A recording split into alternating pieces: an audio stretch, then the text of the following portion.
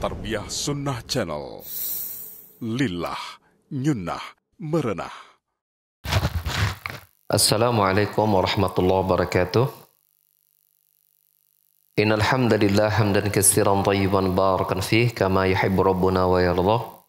Asyhadu an la ilaha illallah wahdahu la syarikalah wa asyhadu anna Muhammadan abduhu wa rasuluhu la nabiyya ba'dah. Qala Allah Ta'ala fi kitabil karim a'udzu samii'il alim minasyaitonir rajim. Ya ayyuhalladzina amanu taqullaha haqqa tuqatih wa la tamutunna illa wa antum muslimun. Ya ayyuhan nasu taqu rabbakum alladzi khalaqakum min nafsin wahidah wa khalaqa minha zawjaha wa bassa minhuma rijalan katsiran wa nisaa'a wattaqullaha alladzi tasaaluna bihi wal arham innallaha kana 'alaikum raqiba.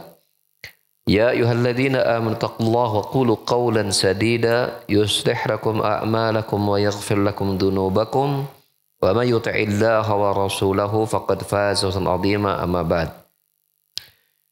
Bapak-bapak dan ibu-ibu,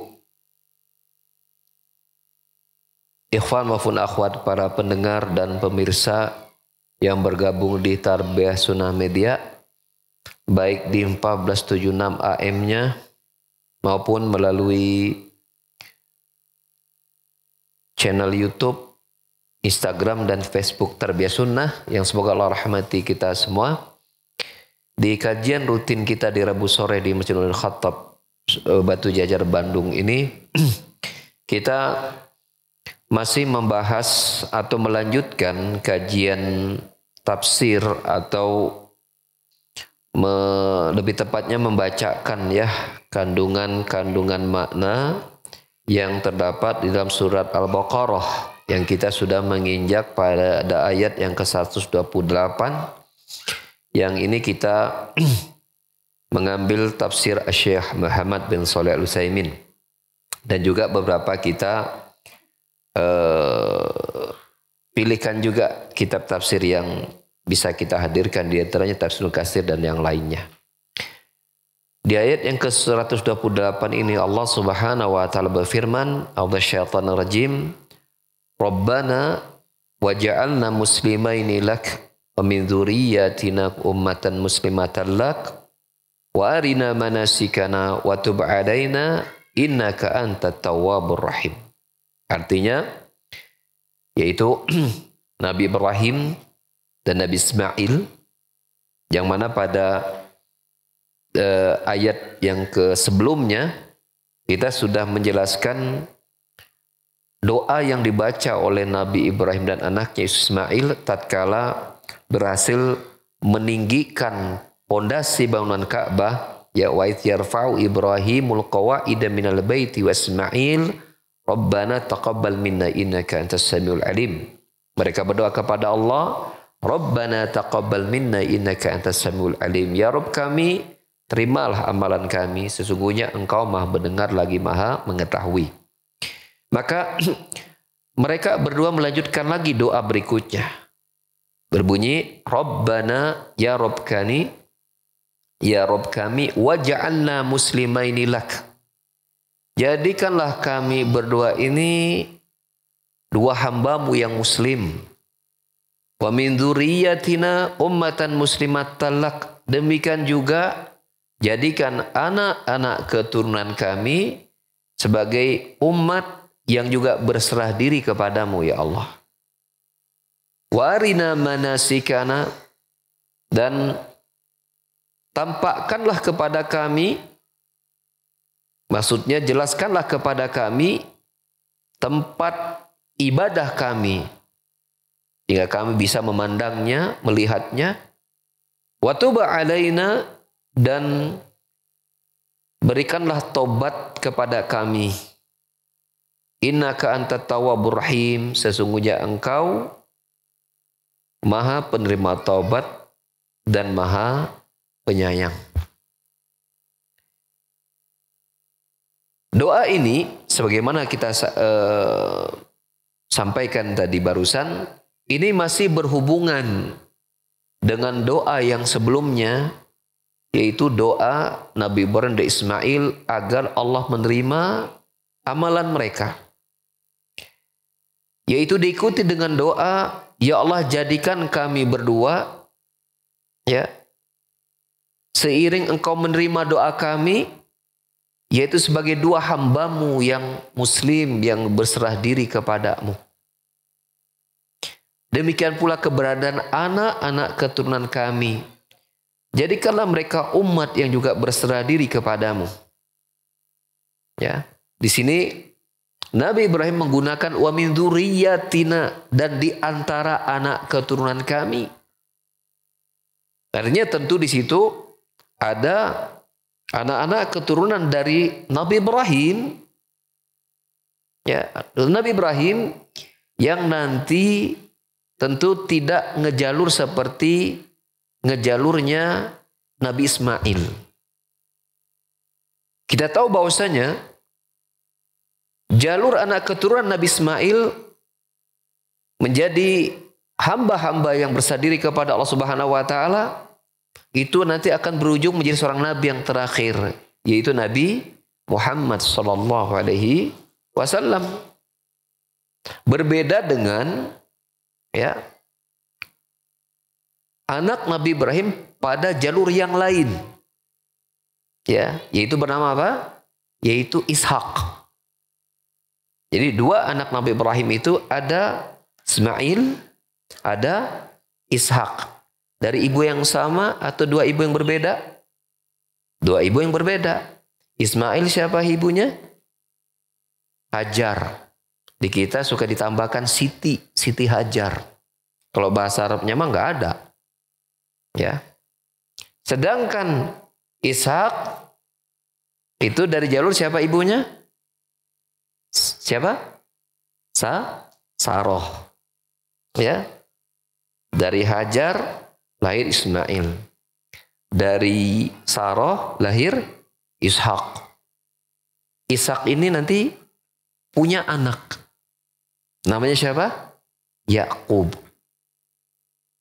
Yakub punya anak nanti Yusuf. Nah, jalur Yakub ini namanya apa? Bani Israel. Karena arti Israel itu artinya Yakub. Bani Yakub atau Bani Israel.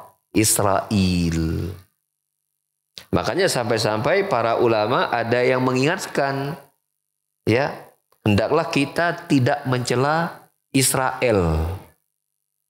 Karena Israel itu artinya Israel. Siapa itu?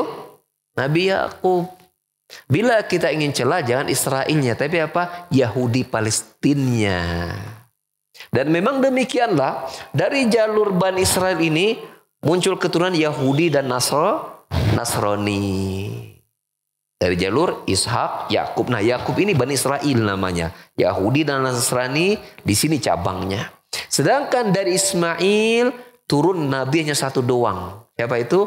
Nabi Muhammad SAW, yang itu merupakan penutup para nabi dan rasul, wa sayyidul anbiya wal mursalin, dan bahkan sayyidnya, pemimpinnya para nabi dan rasul sallallahu alaihi wasallam. Maka doa Nabi Ibrahim dan Ismail, ketika mereka berdoa, ya Rob kami, jadikanlah kami dan ya jadikanlah kami berdua, ya, sebagai dua hambamu yang bersadiri kepadamu, dan jadikanlah di antara anak-anak keturunan kami, tentu kau jalur Ismail adalah jalurnya apa?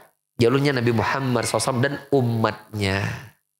Jadikan mereka ini, ya Allah, umatmu yang berserah diri kepada Allah Subhanahu wa ta'ala. Jadi Masya Allah, ya, kita umat Muhammad didoakan khusus oleh siapa?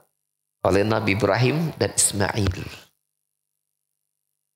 Memang sudah, ya, itu tentu Allah Subhanahu wa ta'ala sudah menakdirkannya demikian.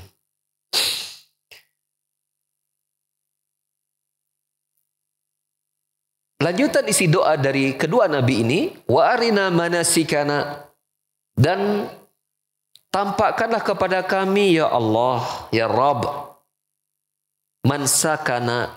Jadi manasik itu kata jamak, tunggalnya adalah mansak. Ya, mansak jamaknya manasik. Cuman kita sering dengar katanya manasik kan, kalau misalnya mau umroh, mau haji, ikut manasik dulu. Ya, ikut manasik dulu. Manasik ini tunggalnya mansak. Bisa bermakna ya tempat. Bisa bermakna waktu. Tapi dalam ayat ini Syekh Utsaimin menafsirkan maknanya manasik di sini adalah tempat ibadah kami ya Allah. Jadi Nabi Ibrahim dan Nabi Ismail berdoa kepada Allah agar ya Allah tampakkanlah, tunjukkanlah kepada kami ya tempat ibadah kami. Wa tub alaina, dan ya Allah, ya Rabb, ya berikanlah taubat untuk kami. Maksudnya apa? Berikanlah taufik, petunjukmu kepada kami untuk bisa bertaubat yang akhirnya betul-betul kami bisa bertaubat. Jadi kalau makna taubat ya, bila kemudian itu taubat berkaitan dengan hamba, maka sang hamba itu artinya apa? Ar-ruju' minal maksiyati ila ta'ah. Berarti sang hamba itu ya kembali dari kemaksiatan menuju ketaatan.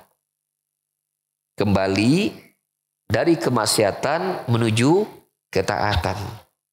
Menunjukkan bahwasanya hakikatnya manusia itu sesuai dengan fitrahnya berada di jalur kebaikan. Kemaksiatanlah yang menodai fitrahnya tadi. Maka ketika dia bertobat, maka berarti dia kembali kepada jalur asalnya tadi, yaitu mencintai kebaikan. Dan setiap manusia itu pasti banyak melakukan kesalahan. Yang Nabi SAW bersabda, kullu bani Adam khatta'un wa khairu khatta'in at-tawwabun.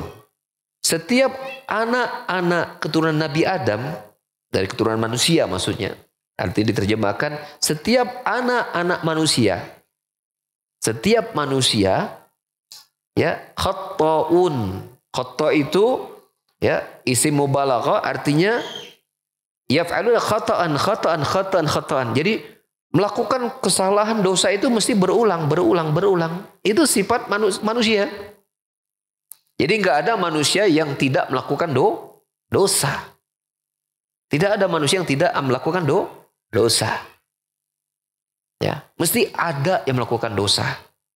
Lalu apa yang membedakan ketakwaan mereka? Yang kata Allah Subhanahu wa taala, ya, sebaik-baik kalian adalah yang paling bertakwa, kan begitu kan? Yang sebaik-baik kalian adalah yang paling bertakwa. Yang Allah menyatakan bahwasanya Allah sebutkan di surah Al-Hujur itu ya.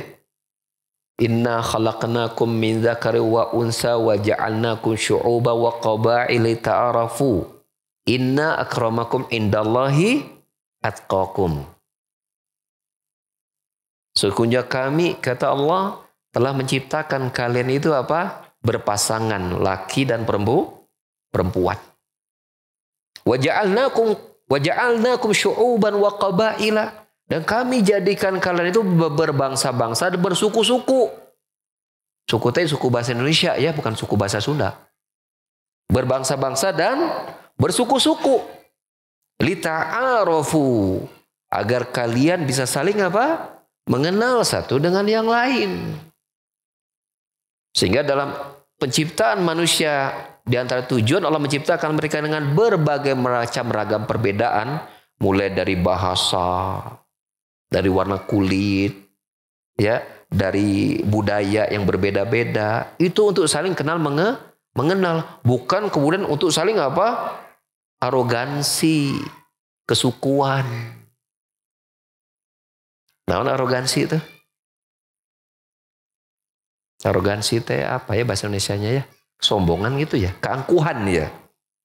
Ya, menganggap bahwa suku bangsa ini lebih hebat daripada suku bangsa ini. Kan ada tuh beberapa orang yang menganggap bahwa kalau sesuatu yang datangnya dari barat pasti yang terbaik. Kalau datangnya dari timur, kehela gitu kan. Itu kan berarti seolah-olah apa? Ada perbedaan benua anu dengan benua yang lain, suku anu, kabilah anu, kabilah itu dalam Islam tidak mengenal perkara demikian. menjadikan mereka berbeda, jelas itu dari Allah Subhanahu wa taala, dan Allah menghendaki memang itu terjadi untuk saling kenal mengenal. Dan lagian gak asik ya kalau nggak ada perbedaan tuh. Ketemu di sini orang bule, ketemu sama orang bule. Jadi seolah-olah hanya satu seragam. Coba ketika ada bule, ada Arab, ada Asia, rame itu dunia itu. Ya. Jadi indah dunia itu berwarna-warni gitu kan. Ada yang warnanya ya mencrang, ada yang sawo mateng, ada yang sawo busuk mungkin ya gitu ya. Macam-macam warna kulit manusia kan jadi asik itu. Dan itu tidak ada berangkat untuk saling membanggakan satu kulit warna dengan kulit warna yang lain, untuk saling kenal mengenal. Untuk saling kenal mengenal. Kemudian Allah menyatakan bahwa di antara kalian manusia maksudnya yang paling termulia di sisi Allah adalah yang paling bertakwa. Sehingga di situ tidak ada perbedaan keutamaan di sisi Allah antara orang Arab dengan orang Ajam. Ya. Antara keturunan Arab dengan bukan keturunan Arab. Tidak ada perbedaan sama sekali si Allah Subhanahu wa taala. Yang membedakannya hanya satu adalah apa? Ketakwaan mereka. Ketakwaan mereka. Ya, seperti itu. Maka keberadaan manusia yang berbagai macam tersebut, Allah menginginkan mereka itu bertakwa. Yang paling bertakwa adalah paling mulia. Nah, ketika Allah menggambarkan bahwa manusia itu berbagai macam ragamnya dan ternyata mereka pasti banyak melakukan dosa, dan Allah menyatakan bahwa sebaik mereka dan paling bertakwa, maka wujud ketakwaan mereka yang tidak bisa meninggalkan dosa. Rasul menyebutkan abad berikutnya, wa khairu khatta'in at-tawwabun, dan sebaik-baik yang banyak melakukan dosa di antara manusia itu adalah siapa? Mereka yang selalu tawabun, yang selalu bertaubat, meminta ampun kepada Allah Subhanahu wa taala. Ada melakukan dosa, diiringi dengan taubat, diiringi dengan kebaikan. Yang Allah Subhanahu wa taala berfirman, ya, innal hasanat yudhibnas sayyi'at. Sesungguhnya kebaikan-kebaikan itu akan menggugurkan kesalahan-kesalahan. Ittaqillaha haitsuma kunta. Wadbil hasanat wadbi'is sayyi'atal hasanat tamhuha wa khaliqin nasa bi khuluqin hasan. Rawi Tirmizi, Rasul juga bersabda, bertakwalah kepada Allah kapan dan dimanapun engkau berada. Ikuti keburukan, ikuti kesalahan, ikuti dosa itu dengan apa? Amalan-amalan kebaikan. Maka kebaikan itu akan menggugurkan kesalahan-kesalahan dan dosa-dosa. Dan bergauli manusia dengan akhlak yang baik. Maka di sini kita lihat bahwasanya Allah Subhanahu wa taala menilai salah satu indikasi ketakwaan seseorang itu adalah apa? Orang yang selalu memperbaiki taubatnya kepada Allah Subhanahu wa taala. Makanya Ibnu Qayyim rahimahullah taala dalam kitabnya Fawaidul Fawaid menjelaskan bahwasanya ya, ketika mengurai ayat wa ma khalaqtul jinna wal insa liya'budun, dan tidaklah aku ciptakan jin dan manusia kecuali untuk beribadah kepadaku, maka beribadah kepada Allah. Yang kita tahu bahwa ibadah itu merupakan haknya Allah yang menjadi kewajiban hambanya itu ada 5. Ada 5. Yang pertama adalah perintah, ya, perintah yang dikerjakan oleh sang hamba. Kedua, larangan yang ditinggal oleh sang hamba. Yang ketiga, nikmatnya yang disyukuri oleh sang hamba. Yang keempat, musibahnya, betul kan? Yang harus disabari oleh sang hamba. Yang kelima, dosanya yang harus ditaubati oleh mereka. Inilah kita menyebutnya koridor, apa ya namanya? Figura teh. Ruang lingkup ibadah. Ya, ibadah itu 5 ini yang harus kita urus. Seberapa bagus kita dalam mengerjakan perintah. Seberapa jauh kita meninggalkan larangan. Seberapa tinggi kita bersyukur. Dan seberapa sering kita, dan seberapa kokoh kita bersabar. Dan seberapa sering kita bertobat. Inilah kerjaannya para hamba-hamba Allah yang mukmin. Mengurus 5 perkara ini. Mengurus 5 perkara ini. Perintah, larangan, nikmat, musibah, dan dosa. Ada berapa? Ada 5. Yang pertama, perintah. Yang kedua, yang ketiga, nikmat. Yang keempat, musibah. Yang kelima, dosa. Tak ulangi lagi ya. Yang pertama, nyaeta kahiji. Naon? Perintah. Yang kedua, yang ketiga, yang keempat, yang kelima, dosa. Apa kewajiban seorang hamba terhadap perintah? Mengerjakannya. Apa kewajiban hamba terhadap larangan? Menjauhi atau meninggalkannya. Apa kewajiban hamba terhadap nikmat? Mensyukurinya. Apa kewajiban hamba terhadap musibah? Menyabarinya. Apa kewajiban hamba terhadap dosa? Nah, apa? Tobat. Ayat ini berbicara pada poin yang kelima. Itu apa? Bertobat kepada Allah Subhanahu wa taala. Nabi Ibrahim dan Nabi Ismail, kita mengatakan ini 2 orang nabi loh. Adakah nabi yang sengaja berbuat dosa? Enggak. Apalagi menikmati dosa. Tapi masih berdoa kepada Allah agar Allah menerima, memberikan taubat itu kepada mereka. Kewajiban hamba adalah bertobat atas dosa. Dan wa minallah azza wa jal hiya taufiqul abdi litaubati summa qabuluha minhu. Adapun Allah Subhanahu wa taala, ketika Allah menginginkan agar hamba itu diterima taubatnya, adalah yang pertama Allah berikan hidayah kepada hamba tersebut, taufik, sehingga hamba itu mau bertobat. Kan misalnya ada seorang yang misalnya nggak sholat. Bagaimana Allah menerima taubat tidak sholatnya? Yang pertama, Allah tanamkan selalu dalam hatinya siksaan karena meninggalkan sholat. Gelisah. Betul juga dengan maksiat-maksiat yang lain. Ya, mungkin dia mencuri, zina, korupsi, menipu, ghibah, dan yang lainnya. Allah jadikan tuh dia gelisah dengan apa? Dengan maksiat tersebut. Allah jadikan dia menderita dengan maksiat. Sehingga dia terus menjaga harapannya kepada Allah agar suatu saat dia ingin segera meninggalkan perbuatan maksiat tersebut. Sampai akhirnya Allah berikan dia kemudahan. Allah berikan dia kesempatan. Allah berikan dia peluang. Akhirnya di saat itu dia terus meninggalkan semua dosa yang selama ini menjadikannya dia menderita. Dia menangis. Ya, dia mengadu kepada Allah. Dia bersimpuh. Dia menyesali. Di saat manusia tidak melihatnya, dalam kesendiriannya dia mengadu kepada Allah, maka Allah terima taubat. Kita mengenal Allah Subhanahu wa taala sebagai At-Tawwab, zat yang menerima taubat. Artinya kita minta kepada Allah agar Allah senantiasa menjadikan kita hamba yang sering bertaubat.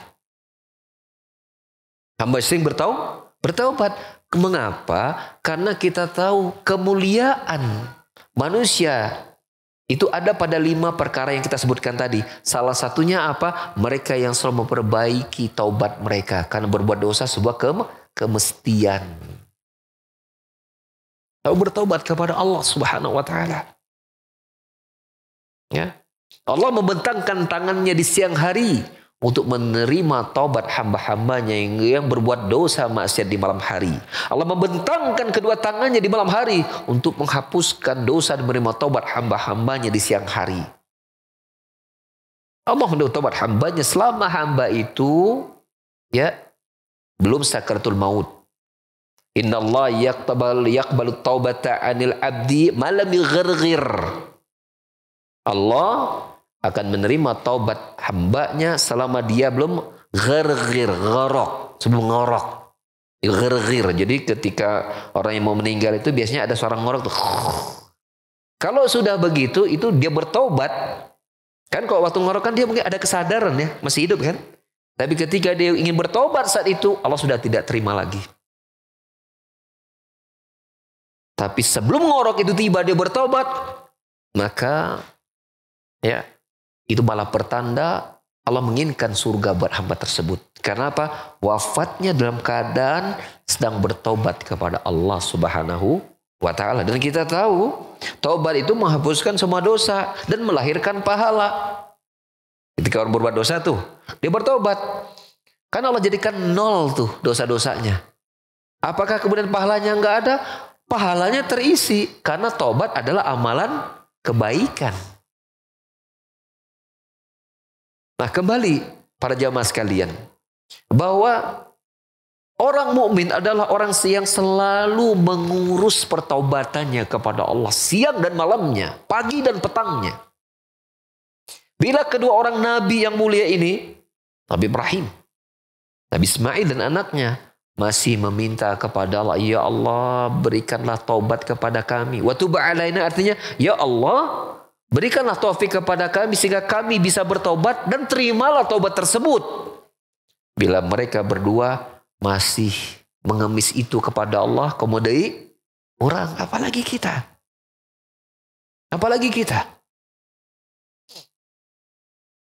Dan Nabi Ibrahim mengajarkan tawassul, mengambil perantara agar Allah menerima taubatnya, yaitu dengan perantara menggunakan nama Allah Asmaul Husna yang berkaitan dengan konteks penerimaan taubat tadi, yaitu Tawwabur Rahim. Innaka antat Tawwabur Rahim. Sesungguhnya engkau ya Allah At-Tawwab, ya, Zat yang maha penerima taubat. Ar-Rahim, Zat yang maha penyayang. Dan para ulama menyebutkan bahwasanya dikaitkannya dua kata tadi, nama Allah tadi At-Tawwab, Ar-Rahim, maka tentu ada hubungannya. Di antara bentuk rahimnya Allah, di antara bentuk kasih sayangnya Allah adalah apa? Allah memberikan taufik hidayah kepada hamba-hambanya untuk bisa bertobat dan menerima taubat hambanya tadi. Ini bentuk kasih sayang Allah Subhanahu wa ta'ala. Ya. Dan Allah Ar-Rahim, ketika hambanya banyak berbuat dosa, maka kasih sayang Allah itu mendahului sebelum hukumannya dan murkanya. Ya, Rasulullah sallallahu alaihi wasallam sendiri bersabda, menukil firman Allah Subhanahu wa ta'ala hadis qudsi, inna rahmati sabaqat ghadabi, kata Allah Subhanahu wa ta'ala, hadis riwayat Muslim. Sesungguhnya, ya, inna rahmati, sesungguhnya kasih sayangku berada di depan, ya, dari kemurkaanku. Allah betul memiliki sifat murka. Allah betul memiliki sifat marah. Ya, tetapi rahmat Allah dahulukan daripada murkanya. Maka ya, Allah Subhanahu wa ta'ala menyampaikan kepada para hambanya, ya ibadi,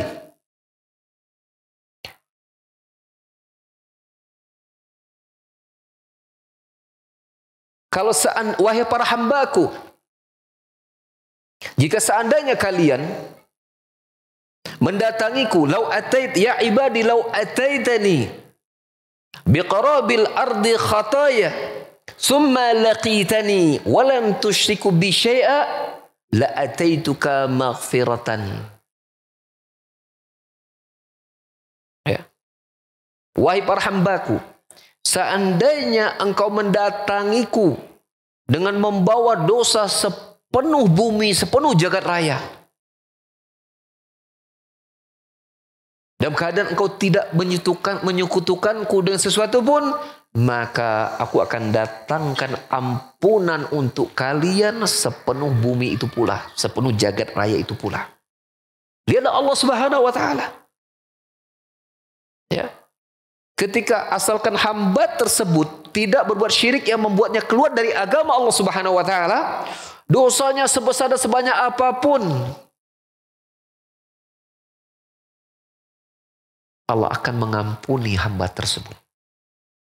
Di riwayat yang disebutkan wala ubali, dan Allah tidak peduli.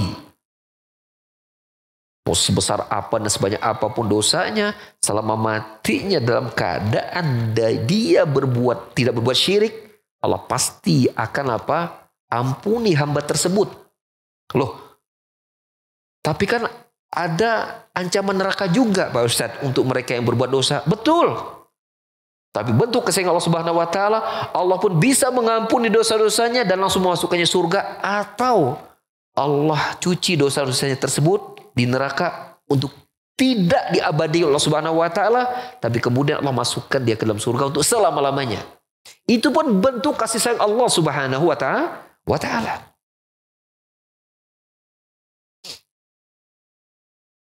Dan Allah sering mendampingkan At-Tawwab, Ar-Rahim itu sering di banyak tempat di dalam Al-Quranul Karim. Ya, bahwasanya kasih sayang Allah Subhanahu wa taala itu sangat besar, maka hendaklah seorang hamba ketika dia banyak melakukan dosa, janganlah dia memandang ya ampunan Allah itu tertutup ataupun kecil harapan Allah mengampuni dosa, jangan. Allah telah memberitakan tentang dirinya bahwa dia tidak peduli dengan latar belakang hamba tersebut dengan dosa apapun, selama dia menghadap Allah Subhanahu wa taala, Allah akan datangkan ampunan kepada hamba tersebut.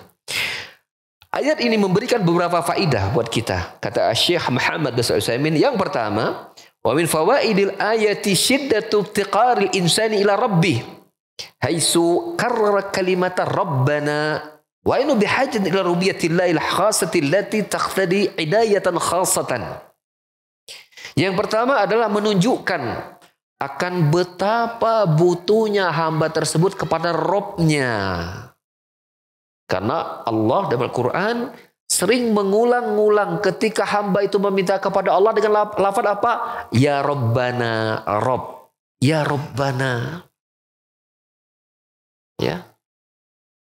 Karena manusia itu sangat berhajat kepada kerububiyahan Allah yang secara khusus. Yang itu meminta kepada Allah akan perhatian khusus. Karena arti rububiyah, Rob itu artinya mengatur. Salah satunya adalah mengatur. Ya, Allah Rabbul Alamin, salah satu makna Rob adalah mengatur. Dan ketika manusia meminta kepada Allah, ya Rabbana, maka dia minta agar Allah mengatur dirinya dan pengaturan Allah yang terbaik buat dirinya. Ini menunjukkan bahwasanya betapa manusia itu sangat butuh kepada Rabb-nya. Ya. Yang kedua, annal insan muttaqirun ila tasbitillahi wa ila halak. Yang kedua, betapa manusia itu sangat butuh kepada Allah agar dia istiqomah di jalan Allah Jalla wa'ala. Bila tidak istiqomah, bila tidak konsisten di jalan tersebut, halak, dia akan binasa. Lihat, Nabi Ibrahim dan Nabi Ismail saja masih berdoa kepada Allah, ya Rabbana, ya Rabbana waj'alna muslimaini lak. Ya Rabb kami, jadikan kami dua orang muslim. Fa'in muslimah bila syak. Padahal sudah tidak diragukan lagi. Jelas-jelas Nabi Ibrahim dan anaknya Ismail muslim apa bukan? Muslim. Bukan Yahudi, bukan Nasrani, bukan musyrikin. Muslim. Jadi orang itu imma dia muslim, imma dia Yahudi, imma dia Nasrani, imma dia musyrik. Hanya itu agama manusia. Hanya itu agama manusia. Imma dia Yahudi, imma dia Muslim, imma dia Yahudi, imma dia Nasrani, imma dia musyrik. Dengan berbagai macam bentuk kesyirikannya. Jelas. Nabi Ibrahim dan Nabi Ismail pasti Muslim. Tapi lihat, masih berdoa kepada Allah. Rabbana waj'alna muslimaini lak. Ya Allah, jadikanlah kami dua hambamu yang muslim kepadamu ya Allah. Ini berarti ada kandungan agar mereka berdua diistiqomahkan keislaman mereka sampai Allah mencabut nyawa mereka. Dan itu sesuai dengan firman Allah Subhanahu wa taala. Ya, dalam surah Ali Imran ayat 102 Allah berfirman, "Ya ayyuhalladzina amanu taqullaha haqqa tuqatih wa la tamutunna illa wa antum muslimun." Wahai orang-orang yang beriman, bertakwalah kepada Allah dengan sebenar-benarnya takwa dan janganlah mati kecuali dalam keadaan apa? Islam, berserah diri kepada Allah. Berarti Islamnya seseorang itu harus selalu dijaga sampai kapan? Sampai mati, dan dia membutuhkan pertolongan Allah melalui doa-doa yang dia minta kepada Allah Subhanahu wa taala. Maka masukkan doa ini ke dalam doa-doa kita. Hafalkan doa ini. Bila dua orang Nabi Ibrahim ini adalah kakeknya Nabi Muhammad SAW. Anak-anaknya banyak menjadi Nabi, termasuk Nabi kita Muhammad SAW. Ketika sang Nabi ini berdoa, diikuti dengan Ismail, anaknya berdoa dengan doa ini, berarti doa yang sangat luar biasa. Masukkan itu dalam doa kita. Rabbana waj'alni muslimaini lak. Atau kita sendiri, Rabbana waj'alni musliman lak. Lapatnya dengan kalau sendiri, Rabbana waj'alni musliman lak. Kalau sendiri. Kalau dua muslimaini, kalau banyak muslimina. Ya, masukkan dalam doa itu. Kita membutuhkan Allah Subhanahu wa taala menjaga keislaman kita. Makanya pantas ada seorang tabi'in bernama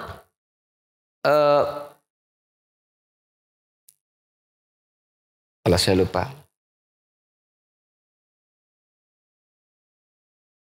Syuaib al-Hausyab kalau nggak salah namanya ya. Saya lupa nama persinya, bin al-Hausyab. Datang ke istri Rasul. Rasul udah meninggal nih. Namanya Ummu Salamah. Ya. Bertanya kepada Ummu Salamah, "Ya Ummal Mukminin, ma aksarud du'ai Rasulillah SAW?" Ya. Indak. Wahai Ummul Mukminin, apa doa yang paling banyak dibaca oleh Rasulullah SAW ketika dia berada bersamamu? Kan digilir tuh. Nah, ketika berada bersamamu, ini Ummu Salamah ya. Apa doa yang paling banyak beliau baca? Maka Ummu Salamah menceritakan apa yang dia lihat dari perilaku Rasulullah SAW. Ketika Rasulullah banyak membaca doa, Allahumma ya muqallibal qulub sabit qalbi ala dinik. Wahai zat yang membolak-balikan hati, balikan hati ini di atas agamamu. Ummul Mukminin pun bertanya kepada Rasulullah SAW, "Ya Rasulullah, mengapa doa yang paling kau banyak baca itu doa tadi? Allahumma ya muqallibal qulub sabit qalbi ala dinik. Mengapa ya Rasulullah?"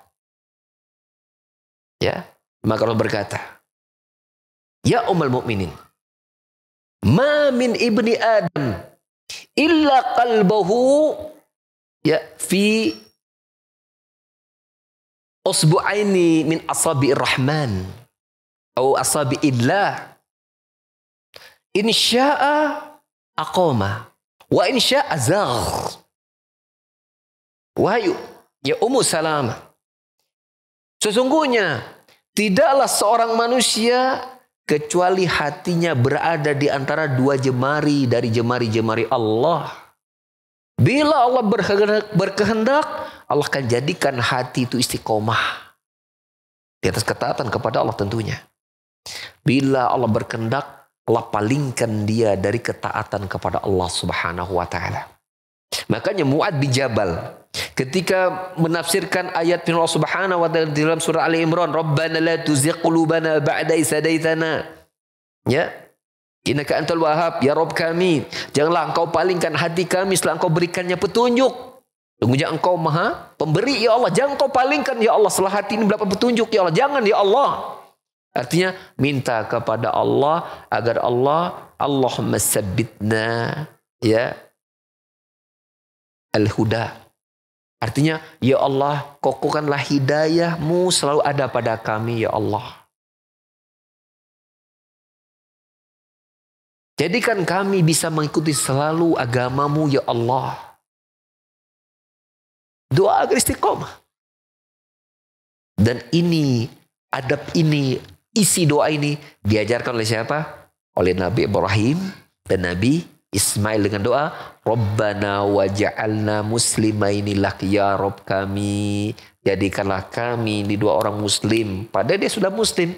Tapi minta agar istiqomah di atas keislaman dan wafat sebagai seorang muslim yang berserah diri kepada Allah, bertauhid kepada Allah, beribadah kepada dan menjauh dari berbagai macam kesyirikan, kemaksiatan dan dosa.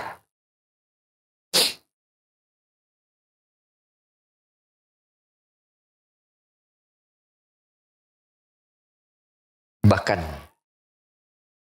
kepada Nabi kita Sallallahu Alaihi Wasallam saja Allah berfirman di dalam surah Al-Isra ayat 74 hingga 75. Kata Allah kepada Nabi kita Muhammad Sallallahu Alaihi Wasallam. Untuk Nabi loh ya, Nabi Muhammad loh ya, ini luar biasa. Apa kata Allah? Walaula an sabbatnaka laqad kita tarkunu ilaihim syai'an khalila. Lihat. Pada Nabi kita itu Nabi yang luar biasa. Hatinya hati yang luar biasa. Apa kata Allah? Kalaulah kami, kata Allah, tidak kokohkan engkau Muhammad, tidak kami kokohkan engkau Muhammad, maka engkau akan cenderung untuk mengikuti sedikit kemauan mereka kaum musyrikin. Bayangkan, Nabi kita saja pernah mengalami apa? Kegoncangan. Mengapa tak bertahan? Karena Allah mengukuhkan hatinya. Itu Nabi Muhammad loh. Idan lazaknaka dha'fal haya wa dha'fal mamat. Kalau kami tidak berikan kekokohan hatimu ya Muhammad agar tegak atas agama Allah, tegak istiqomah di atas agamanya, di atas dakwanya, di atas jalannya, di atas ketaatannya, ibadahnya. Apa kata Allah? La'adzaqnaka dha'fal hayat wa dha'fal mamat. Maka kami akan rasakan kepadamu lemahnya kehidupan dan lemahnya kematian. Sul khatimah maksudnya. Di harta Nabi kita Muhammad SAW saja tidak ada jaminan kemudian Allah tidak ada jaminan bahwa dia akan selamat. Karena Allah telah mengabarkan kepada dirinya, Nabi pernah muncul kecondongan untuk mengikuti sedikit keinginan kaum musyrikin. Tapi Allah jaga hati beliau. Itu Nabi Muhammad loh. Pantas saja Nabi banyak berdoa, Allahumma ya maqallibal qulub sabit qalbi ala dinik, wa zat yang membolak-balikan hati, palingkan hati di atas agamamu ya Allah. Bila Nabi saja sangat membutuhkan Allah mengokohkan istiqomahkan dirinya. Bila Nabi Ibrahim Ismail saja, artinya para Nabi, kita tahu ya, Allah hanya punya dua kekasih dari nabinya, itu Nabi Ibrahim dan Nabi kita Muhammad SAW. Bila kedua kekasih Allah ini saja masih takut Allah Subhanahu wa Ta'ala memalingkan hati mereka dari ketaatannya, kita lebih pantas lagi untuk tidak merasa aman di ujung kematian kita dalam keadaan beribadah kepada Allah. Di ujung kematian kita itu khatimah. Di ujung kematian kita Allah ridho kepada kita. Di ujung kematian kita Allah menghapuskan dosa. Tidak ada yang menjamin. Maka kita jangan merasa aman. Ya, kita misalnya, alhamdulillah ya, kita berada di lingkungan, masya Allah, masjid bagus, ya, amal sunat tegak, gitu kan? Dapat keluarga yang masya Allah. Tetap nggak boleh kita merasa aman dengan kematian kita itu aman nggak? Tidak. Ya. Perkara-perkara yang memalingkan kita dari ketaatan di zaman kiwari ayeuna teh banyak. Dan itu sudah ada di genggaman tangan kita. Namanya Mbah Google. Namanya siapa? Mbah Google. Di HP. Itu tantangan tertinggi kita pada hari ini. Apa adab pertama ketika bangun tidur? Siapa yang tahu? Apa adab pertama ketika bangun tidur? Apa? Adab pertama ketika bangun tidur? Doa. Apa doanya? Tangan diam tuh. Ya. Kepala masih berbaring. Membaca doa. Alhamdulillahilladzi ahyana badama amatana Waleh nusyur. Sekarang sudah berganti. Begitu bangun, tangannya bergerak, manggil HP, lihat WA. Benar nggak? Lihat berita. Tiba-tiba langsung ingat HP. Bukan ingat doa. Musibah nggak tuh? Di detik pertama kita Allah bangunkan di dunia, kita sudah gagal menjalankan sunnah. Benar nggak? Betul atau tidak? Hati tuh. Di detik pertama Allah bangunkan kita bukan berzikir. Bukan berzikir kepada Allah, bukan mengingat Allah, tapi mengingat Mbah Google tadi. Lihat HP. Ya dan billah. Itu kan berat itu ujian kita itu. Kalau dulu di zaman Nabi tidak ada bangun tidur tuh yang kemudian memalingkan mereka dari ya perkara-perkara yang demikian. Itu dahsyat sekali pada zaman sekarang ini. Maka kita lebih pantas lagi untuk banyak berdoa kepada Allah agar diberikan keistiqomahan dalam ketaatan kepada Allah. Faedah yang lain dari ayat tadi, ahamiyatul ikhlas, yaitu menunjukkan pentingnya untuk ikhlas beribadah kepada Allah, karena Nabi Ibrahim dan Ismail berdoa, ya, waj'alni muslimaini lak, dan jadikanlah kami Allah dua orang muslim, artinya dua orang yang hanya berserah diri beribadah hanya kepadamu saja ya Allah Subhanahu wa taala. Artinya Nabi Ibrahim dan Ismail masih banyak berdoa kepada Allah agar diberikan keikhlasan dalam beribadah. Maka kita lebih ya harus kuat lagi meminta kepada Allah agar ibadah-ibadah yang kita lakukan diberikan apa? Keikhlasan oleh Allah Subhanahu wa taala, jauh dari perkara-perkara yang merusak keikhlasan tersebut. Sudah tahu doa agar diberikan ikhlas? Ada yang hafal doa agar diberikan keikhlasan? Kalau nggak pakai bahasa pakai Arab, pakai bahasa Indonesia boleh, Sunda juga boleh. Ya Allah, berikanlah ikhlasan dan beribadah. Minta sama Allah. Ya, termasuk doa ini, Allahumma ya Rabbana atau ya Rabbi, ya waj'alni musliman lak. Ya Rabbku, jadikanlah aku dua orang hamba. Jadikan aku hambamu yang Islam, yaitu berserah diri, ikhlas beribadah kepadamu.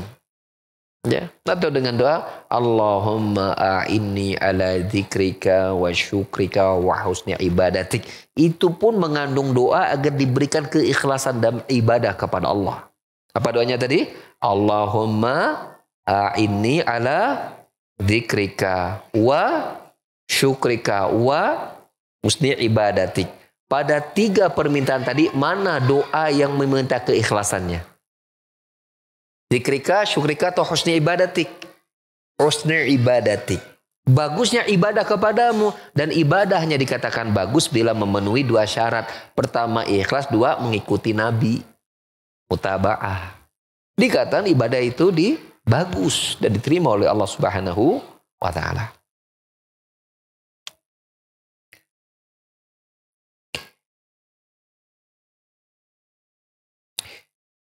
Di antara faidah dari ayat tadi, annahu yambaghi lil insani ayyashmala dzurriyyatahu fid du'a. Hendaklah seseorang itu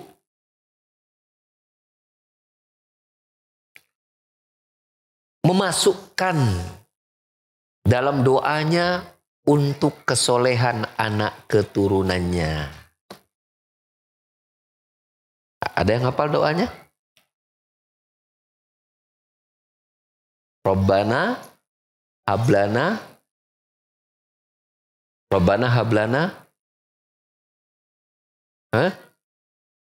wa azwajina wa dzurriyyatina qurrata ayun. Hafal ya insyaallah ya, waj'alil taqina. Itu doa agar anak keturunan kita dijadikan anak yang soleh. Kalau kurang, tambahkan doa Nabi Ibrahim ini. Rabbana ya waja'al, bisa kita baca Rabbi waja'alni musliman lak wa min dzurriyyati ummatan muslimatan lak. Itu doa agar anak-anak keturunan kita Allah jadi anak yang soleh. Kalau kurang tambahkan lagi dengan doa, Rabbi auzi'ni an ashkura ni'mataka allati an'amta 'alayya wa 'ala walidayya wal 'amala shalihan tardah wa aslih li fi dzurriyyati. Itu doanya. Wa aslih li fi dzurriyyati inni tubtu ilaika wa inal muslimin. Surah Al-Ahqaf ayat 15. Al-Ahqaf ayat 15. Ya. Rabbi auzi'ni, ya Rabb kami, karuniakanlah kepada kami an ashkura ni'mataka allati an'amta 'alayya wa 'ala walidayya, agar kami bisa mensyukuri nikmat-Mu dan berterima kasih kepada kedua orang tua kami, ya Allah. Ya, wa aslih li fi dzurriyyati, perbaiki anak-anak keturunan kami, ya Allah. Artinya jadikan mereka soleh dan soleha, ya Allah. Ya. Minta sama Allah. Nabi Ibrahim juga mengajarkan doa, Rabbana waja'alna ya Rabbi ja'alni muqimas shalah wa min dzurriyyati Rabbana wa taqabbal du'a. Ya Rabb kami jadikan aku, kata Ibrahim, hamba-Mu yang bisa menegakkan salat kepadamu, dan juga jadikan anak-anak keturunan kami yang juga tegak berdiri salat kepadamu, ya Allah. Maka hadirkan dalam doa kita, masukkan untuk kebaikan dan kesolehan anak-anak keturunan kita. Itu kan meliputi anak juga cucu dan seterusnya. Cukupkah sampai di situ Nabi untuk mendoakan keturunannya? Nabi juga berdoa dengan doa, ya wajnubni wa baniya an na'budal asnam. Ya Robku, ya Rob, jauhkanlah aku dan anak keturunanku dari menyembah berhala. Nabi Ibrahim itu hidupnya berperang menghancurkan patung-patung berhala, tapi masih berdoa kepada Allah, jauhkanlah aku, ya Allah, dan anak keturunanku dari menyembah berhala. Bila Nabi Ibrahim berdoa kepada Allah agar dirinya dan anak keturunannya tidak berbuat syirik. Bila Nabi Ibrahim berdoa kepada Allah agar dirinya dan anak keturunannya menegakkan sholat. Bila Nabi Ibrahim berdoa untuk dirinya dan anak keturunannya agar ikhlas beribadah kepada Allah, istiqomah sampai wafatnya, maka kita lebih pantas lagi meminta itu kepada Allah Subhanahu wa taala. Ya Allah, jauhkanlah aku dan keturunanku dari berbuat syirik. Ya Allah, jauhkan aku dan keturunanku dari berbuat maksiat. Ya Allah, jadikan aku dan keturunanku orang menegakkan salat beribadah kepadamu, ya Allah. Ya Allah, jadikan aku dan keturunanku orang-orang yang istiqomah di atas agama sampai mati. Oh, kita minta itu kepada Allah. Ya. Karena nabi-nabi yang mulia ya menjaga itu dalam doa-doa mereka. Ya. Kemudian ini faedahnya masih banyak ini. Kalau saya paksakan nggak akan selesai, waktunya sudah mepet ya. Kita cukupkan kajian kita di sore hari ini. Waktu sekitar 5 menit kurang lebih. Ya, kalau ada pertanyaan dipersilakan. Dari jamaah masjid dulu kalau ada ya. Nanti kalau di studio nanti saya panggil Kang Cepi-nya. Silakan dari Bapak Pali. Mangga, Pak. Pakai aja Pak biar kedengaran di studio. Kan ini di live kan. Biar dapat faedah dari yang lain. Untuk yang lain insyaallah ta'ala. Ya. Assalamualaikum. Waalaikumsalam warahmatullahi wabarakatuh. Pertanyaan Ustadz, ini masalah robana itu artinya apa? Nah, terus sebentar. Satu dulu ya. Oke, satu dulu. Robana. Baik. Pertanyaan menyusul. Oke, baik. Pertanyaannya barakallahu fiik. Robana itu artinya apa? Robana terdiri dari 2 kata, rob dan na. Na itu nahnu, kita. Ya, artinya ya rob kami, ya rob kita. Ya robana artinya ya rob kami. Ya, kalau kami sudah tahu, tapi rob sendiri apa artinya? Nah, rob itu seolah kita ingin memanggil Allah ya Robbana, artinya wahai zat yang maha pencipta, pemilik dan pengatur alam semesta. Itu 3 kata. Ya, Rob itu artinya pencipta, pemilik dan pengatur alam semesta. Jadi soalnya ketika kita mengucapkan Robbana, ya Rob kami, artinya wahai zat yang maha mencipta, pemilik dan pengatur alam semesta. Nah gitu. Yang jadi pertanyaan, kalau sendiri kan Robbana itu Rob kami, kami itu banyak. Kalau sendiri gitu. Boleh tidak pakai Robbana? Boleh. Seperti Robana la tuji kulubana. Boleh. Hadaitana hablana miladunka rahmah innaka. Iya. Boleh. itu. Seperti doa kita Rabbana atina fid dunya hasanah, kan begitu. Allah Subhanahu wa taala jawabannya boleh ya. Karena Allah mengajarkan juga dalam Al-Qur'an seperti itu. Pada dalam surah Al-Baqarah menyebutkan wa minan nas may yaqulu rabbana, ya, di antara manusia ada satu orang yang berdoa kepada Allah ya Rabbana, tuh sendiri menggunakan Rabbana. Jadi boleh. Robana la Robli habli Robbi alni muqimah sholati wa min dzurriyyati. Nah, itu kan untuk sendiri. Iya. Kalau dipakai nak kan domir dari kata ganti. Iya, betul. Dua. Dari banyak ya lebih dari satu. Nah, kalau yang tadi yang jadi pertanyaan itu Robana la tuji. Nah, apakah itu boleh dipakai sendiri, kan itu harusnya banyak gitu. Benar. Itu Boleh, jadi jawabannya boleh. Ya. Jawabannya boleh. Karena Allah Subhanahu wa taala, contohnya tadi Pak ya. Contohnya kita lihat Allah Subhanahu wa taala sendiri ketika mengajarkan di surah Al-Baqarah ya. Tadi kan di antara manusia ada yang berdoa. Nah, di antaranya itu satu orang. Man yaqul, ada yang berdoa dia sendirian.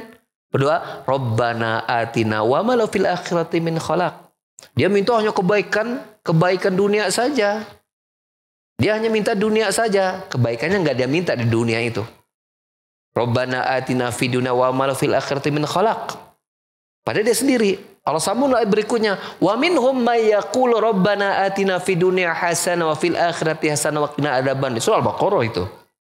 Dan di antara mereka man yaqul, ada yang berdoa sendirian, dia berdoanya dengan doa Rabbana atina fid dunya hasanah. Maka Rabbana la tuzigh qulubana juga boleh.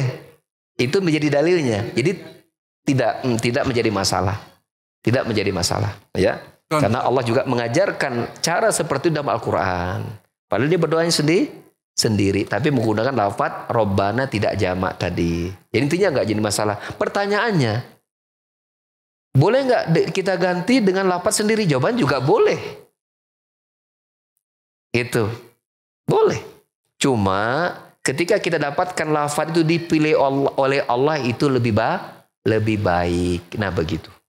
Paham Pak ya? Kurang lebih Allah lebih salam. Afwan. Ya, Fadil, silakan Pak.